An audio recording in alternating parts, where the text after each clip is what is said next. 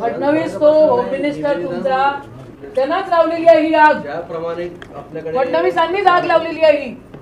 चला बसा सगळेजण, चला सगळे खाली बसा, चला बसा, गुन्हे दाखल करा, मग आम्ही उठू. तक्रार द्या तुम्ही, आम्ही तक्रार देणार नाही. बिना तक्रारीचं तुम्हाला समोर नाही तक्रार द्या ना. नहीं चलेगी, नहीं चलेगी, नहीं चलेगी, नहीं चलेगी, नहीं चलेगी, नहीं चलेगी. आप शांत रहो, तक्रार दो, हम कार्रवाई. क्रिमिनल ऑफेन्स होतो, क्रिमिनल ऑफेन्स होतो, त्यांना अटक होते. क्रिमिनल ऑफेन्स त्यांच्यावर दाखल करा. उद्या जर राहुल गांधींना इजा झाली तर देवेंद्रजी, मुख्यमंत्री एकनाथ शिंदे आणि पंतप्रधान नरेंद्र मोदी हे जबाबदार राहतील. मी ऑन कॅमेरा बोलून राहिलेली आहे, ऑन रेकॉर्ड बोलून राहिलेली आहे, आणि सीपी रेड्डी साहेब जबाबदार राहतील. अजून एक द्या, ते गुटखेवाल्याचे दोस्त आहे सारे. त्या गुटखेवाल्याला, एका गुटखेवाल्याने त्यांची भांडणं आहे आपसात, एका गुटखेवाल्याचे पकडतात ते, दुसऱ्यावाल्याचे पकडत नाही.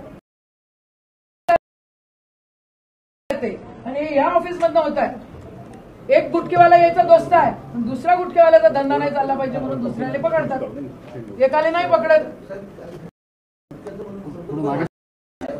गुटखेवाले पण पकडा ना सारे आहे. मी सांगते तुम्हाला कुठे कुठे गुटखे भेटतात. चला चला आपण पकडू. तुम्हाला हे पण नाही माहिती. वाईट पद्धतीने चालू आहे. किती सुनील दादा, किती पैसे येतात यांना आणि यांच्या अधिकाऱ्यांना विचारायला सांगा. सर्वात जास्त गुटखा कुठे असेल तर अमरावतीत आहे. म्हणजे तो एसपी पकडू शकतात तिकडे धारणीत.